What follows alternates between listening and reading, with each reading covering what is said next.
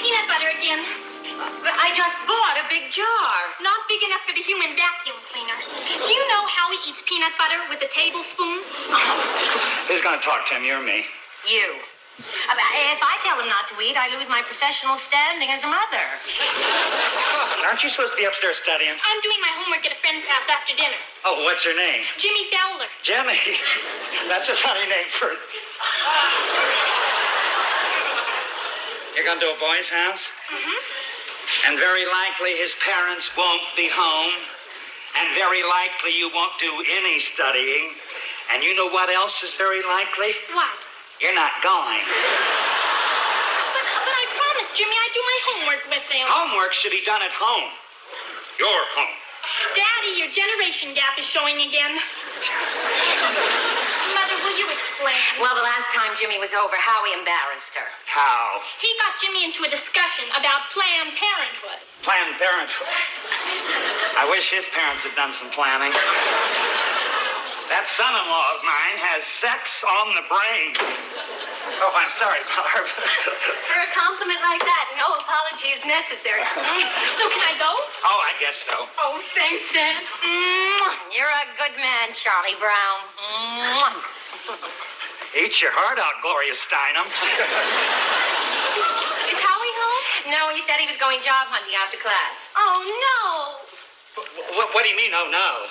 It's oh, yes. Tell her it's oh, yes. It's just that I don't think a person with Howie's IQ should take any old job just to settle for security. There's nothing wrong with security. I know because I don't have it. Dad, I'd be willing to bet you that if we left tomorrow, you'd miss Howie. Try me.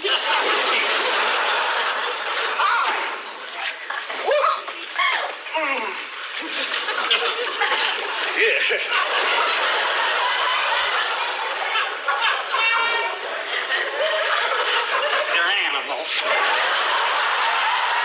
Hey, the most terrific thing just happened. You got a job? Job? How's he gonna get one if he doesn't even know what it is? I dropped into the Ocean Grove Chess Club, and the state champ was there. Oh, really? I thought you were going job hunting. I did. But after 5 o'clock, all the good jobs are gone anyhow. So you stopped looking? Right. I got to play 4 games of chess with the champ. And won them all, of course. Oh, he was off his stride. Have you ever thought about playing professional chess? Well, there's no money in that. A pro only makes peanuts. Well, considering our peanut butter bill, what's wrong with that?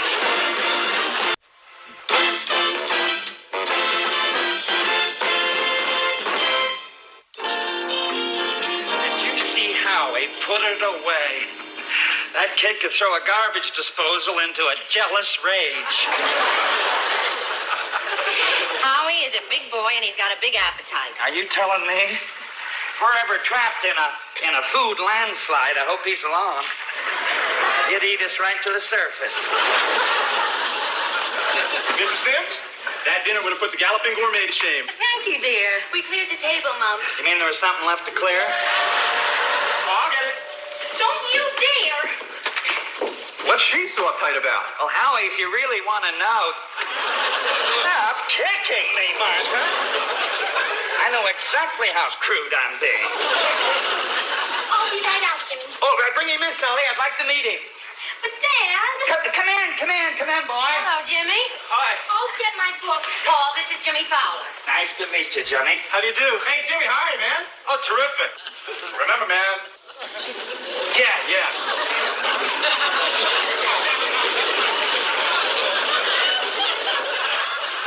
What does that mean? That's my symbol for zero population growth.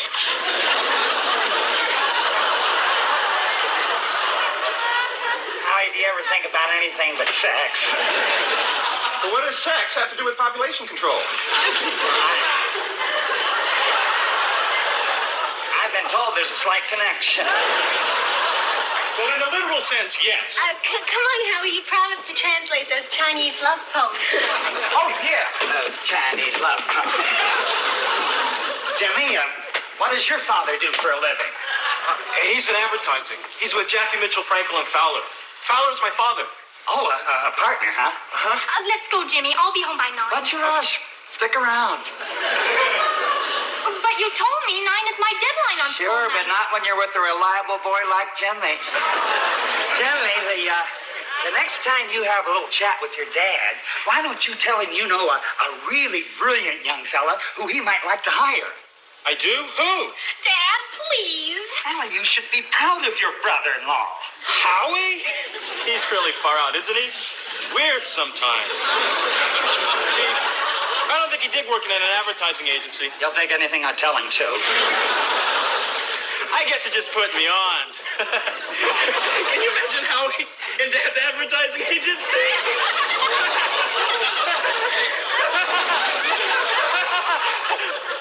Have Sally home by 9 o'clock, or I'll break every bone in your body.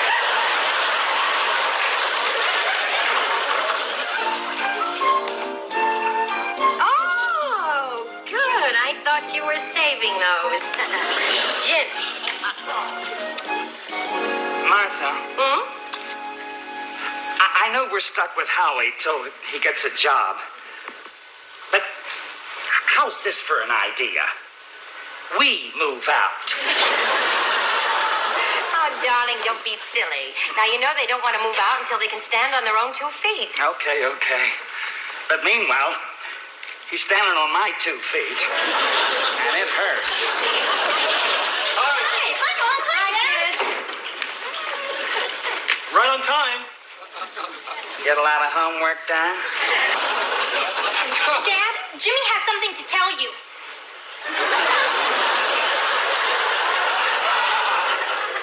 What is it? She said I spoke to my father about Howie. You did?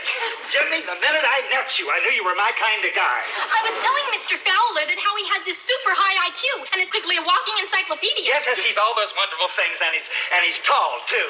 So, what did your father say? One of his accounts sponsors a game show called Beat the Buzzer. And when we told Dad about Howie, he thought he'd make a good contestant. A game show, huh? It's wonderful. What kind of money can you win on that show? Well, the champion's on the show now. It's almost up to $3,000. 3,000. Howie! Howie! Come down here. Martha, our ship has come in. And Howie's leaving on it. Oh, I'm sorry, but that answer is wrong, which means that our winner and still champion is Bill Pfeiffer. Howie's next. Oh, I hope he does well. Oh, he will. Hope he doesn't try and tell him everything he knows in one night. Our next contestant is a young student from Ocean Grove, Howard Dickerson.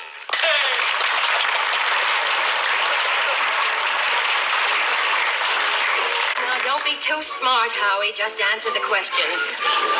Welcome to Beat the Buzzer, Howie. You're a college student, right? Yes, I'm studying for my master's in oceanography. Clam up, they'll think you're a ringer. Well, let's get going. You know the rules of the game. We ask you both a quickie question. First one to beat the buzzer answers. If it's wrong, your opponent gets a crack at the question. The correct answer gets the biggie, the question that earns you the money. Howie, try your buzzer to make sure it works. Oh, beautiful. Here we go. Name any 4 semi-precious stones. That was the challenger. I hope you know the answer, Howie. I'll try to leave no stone unturned. That's very good. For an ape. Amethyst, opal, moonstone, jade. That is absolutely... Turquoise, tourmaline, lazurite, olivine. Hold it. 4 is all you have to give. And the answer is correct. He doesn't seem the least bit nervous. I should have. I'm the one who's got something to lose. Now for your biggie. You can select the $100 biggie, the $500 biggie, or the $1,000 biggie. Now, easy, boy. Take the small biggie to start. I'll take the $1,000 question. They'll do anything to spite me. And here it is for $1,000. Gilbert and Sullivan collaborated on 14 operettas. Name 8 of them. And you have a few seconds to consider your answer. Let's see. The Mikado. Patience, Pirates of Penzance. Madam Butterfly. No, that's Puccini. No, it's not. I'm poor little butterfly, poor little butterfly. That's Buttercup, and it's HMS Pinafore. Okay, let's have your answer. And slowly, please, because I've got them in chronological order and I have to check them off. In that case, I'll give them to you chronologically. He's going to put me away. Festus, trial by jury, the sorcerer. Pinafore, Pirates of Penzance, Patience. Iolanthe, Princess Ida. Is that 8? Yes, and you're absolutely right for $1,000.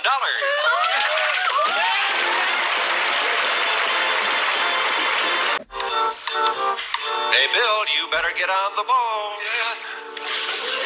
Bill, will you take the $100, the $500, or the $1,000 biggie? The $1,000 question. Okay, for $1,000, name 4 men who were associate justices of the Supreme Court, who later became Chief Justice. And take a few seconds to think about your answer. Paul, as a lawyer, this should be easy for you. Yeah. Let's see. Charles Evans Hughes is one. And, Oliver Wendell Holmes. And another one is, Yeah? Bill, for $1,000, what is your answer? Charles Evans Hughes. Right. Oliver Wendell Holmes. Why are you helping him? William Howard Taft. Oh, I'm sorry, but that answer is wrong. Hey, how do you ever get to be checked? Howie, it's up to you. Can you name the other 3 associate justices who later became Chief Justice? I think so. Edward D. White. Right? Oh, I forgot about him. Harlan Fiske Stone. Correct. I forgot about him, too. It's a good thing you already passed the bar. And the 4th? The 4th was... Oliver Wendell Holmes, Howie. Come on, Howie. I know the 4th man became a Chief Justice, but the Senate never confirmed his appointment, so... Do you know his name? Well, I don't really know if he belongs in this group. Oliver Wendell Holmes, you dummy! But his name was John Rutledge. He blew it. Right for $1,000. Are we lucky you took to take your advice? I'm sure this is one time your father doesn't mind being wrong, right, dear? Wrong. Well, Howie, you now have $2,000. And if you win this next round, you'll be our new champion. Can't you just see him in a nice apartment over in the Hillsdale section? That's awfully far away. I don't think so. Hey, Bill, the challenger's really breathing down your neck. Yeah, he is, isn't he? Bill, you now have $2,800. Do you want to play it safe and take the $100 biggie? Well, I kind of set my goal at 10,000. Means I can go into business for myself. He's breaking my heart. So I'll go for the 1,000. Then here is your question. Many famous writers used pseudonyms or pen names. Now, I'm going to give you 4 pen names and ask you for the actual names of each writer. Is that clear, Bill? Yeah, 4 pseudopens. Yeah, pen names. The 4 pen names are Jeffrey Crayon, Oh, I had that in a crossword puzzle once. Who was that again? George Eliot, Maxim Gorky, and Moliere. We're running a little short of time, so we'll dispense with the thinking period.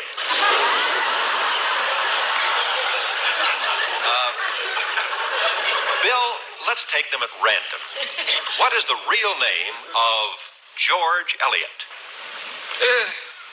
That's Marianne Cross. Oh, Bill, I'm terribly sorry, but that is incorrect. Oh!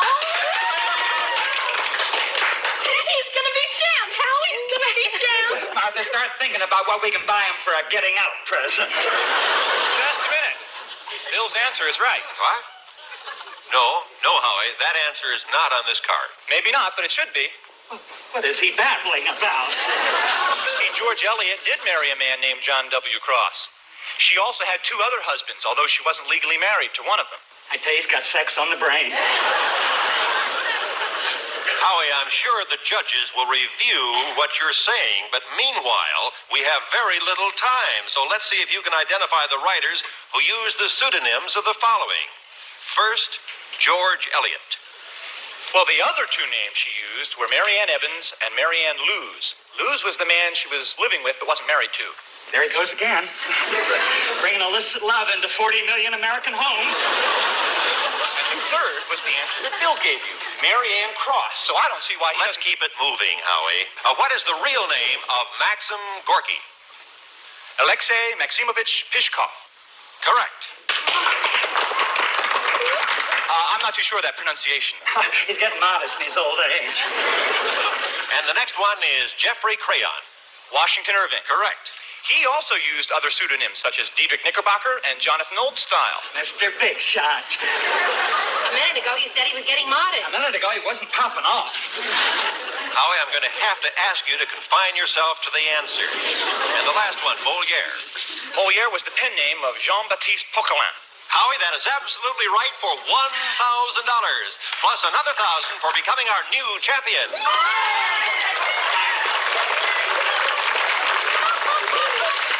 Just a minute, what about him? Gentlemen, may we have a ruling, please? Our judges panel has declared you the winner. But that's not fair. Bill's answer was right, I tell you. You've won $4,000, Howie. Not bad for a start. I'm sorry. I can't accept the money under these circumstances. He's gone bananas. You Lynde! Lynde! Now let me get the Lynde!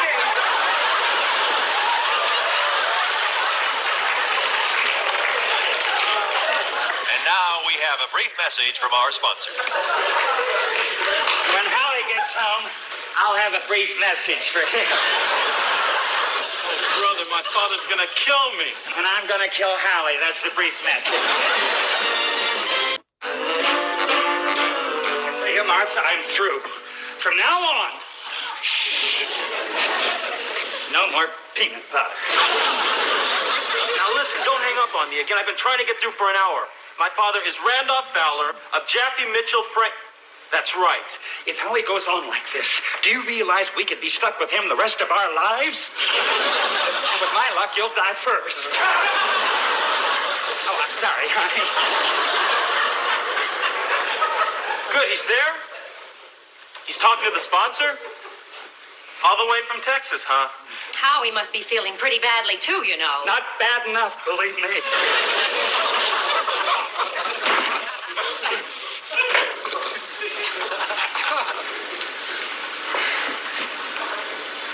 Well, I see by your happy faces you all caught my terrific performance tonight.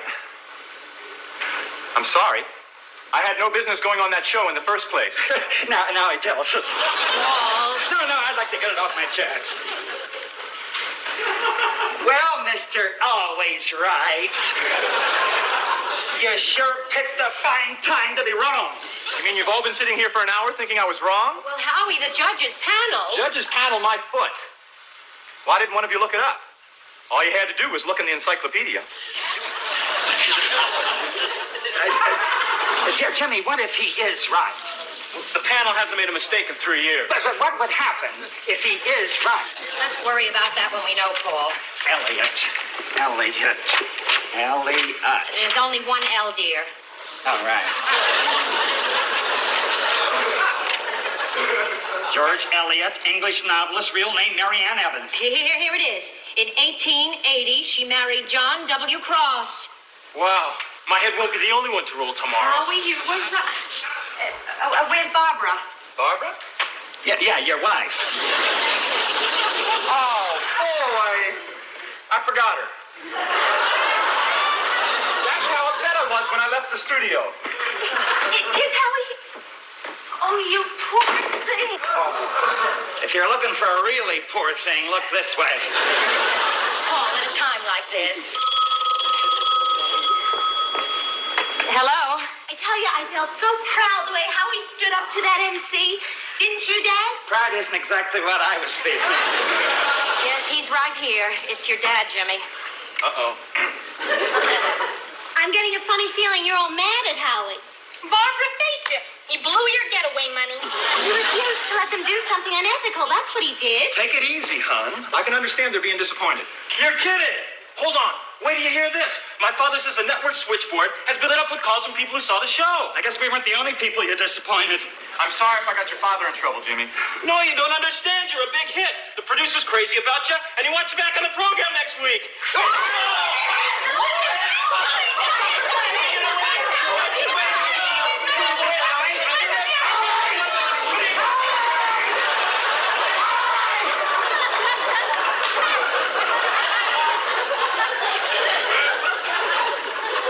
Howie, I'm proud of you. Especially your integrity. I don't know what to say. Well, you do it. Do you want me to do it, Mr. Sims? Dad. I'll do it. You regret this, Howie. I hope not. And I hope the MC isn't sore at you. Why? Because he made a little mistake and Howie corrected him. It happens all the time. Didn't you tell them? I didn't think it was important. Tell us what?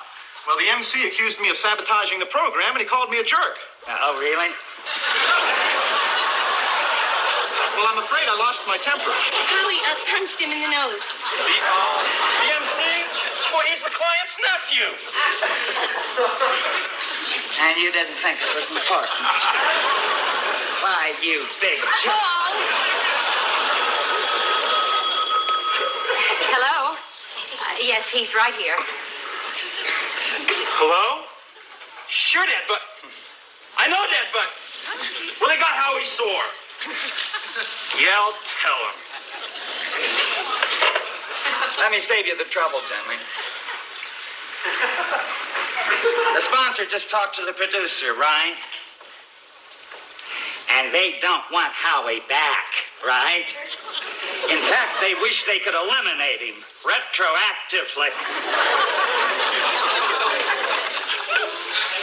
I'm going upstairs and go to bed. I'd like a cold compress, a pitcher of martinis, and hold the remote. Want me to come with you? Only if you don't mind watching a grown man cry.